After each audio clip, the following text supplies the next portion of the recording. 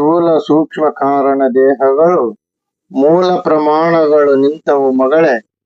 ಮೂಲ ಅಹಂಕಾರದ ನಿಲಯ ತಿಳಿಯೇ ಕೀಲು ತಿಳಿದುಕೊಂಡಿರಬೇಕವ್ವ. ಈ ವಚನದಲ್ಲಿ ಏರೂರು ಈರಪ್ಪನಗೌಡರು ಸ್ಥೂಲ ಸೂಕ್ಷ್ಮ ಅಂತೇಳಿ ಹೇಳ್ತಾ ಇದ್ದಾರೆ. ಸ್ಥೂಲ ಕಣ್ಣಿಗೆ ಕಾಣುವಂಥದ್ದು, ಸೂಕ್ಷ್ಮ ಕಣ್ಣಿಗೆ ಕಾಣಲಾರದಂಥದ್ದು. ಪಂಚತತ್ವಗಳಿಂದ ಇರತಕ್ಕಂಥದ್ದು ಸ್ಥೂಲ, 25 ತತ್ವಗಳಿಂದ. ಇನ್ನು ಮಿಕ್ಕಿದ ತತ್ವಗಳಿಂದ ಇರತಕ್ಕಂಥದ್ದು ಸೂಕ್ಷ್ಮ, ಅದು ಕಾಣುವುದಿಲ್ಲ, ಅದು ಅಂತರಂಗವಾಗಿರುತ್ತೆ. ಅದು ಸೂಕ್ಷ್ಮ ಇರುತ್ತೆ, ಪ್ರಾಣ ಅಂತಾರೆ, ಜೀವ ಅಂತಾರೆ. ಆ 25 ತತ್ವಗಳಿಂದ ಪಂಚಭೂತ ಹೆಂಗಾಯ್ತು, ಸೂಕ್ಷ್ಮ ಹೆಂಗಾಯ್ತು ಅಂತ ಅದರ ವಿವರ ಹೇಳ್ತಾ ಇದ್ದಾರೆ, ನೋಡೋಣ.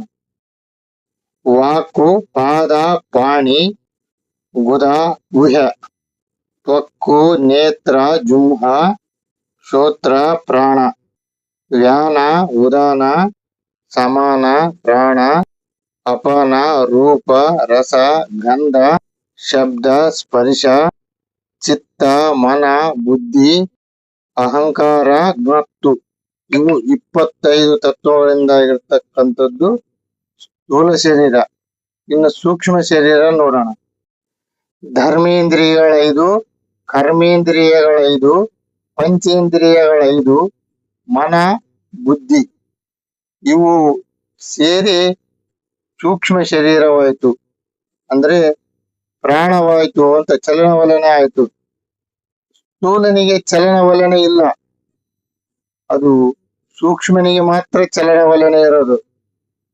ನಮಗೆ ಕಾಣ್ತಕ್ಕಂಥದ್ದು ಪಂಚತತ್ವದ ದೇಹ ಮಾತ್ರ ಕಾಣುತ್ತೆ, ಅದೇ ಚಲನವಲನ ಅನ್ಕೊಂಡಿದೀವಿ.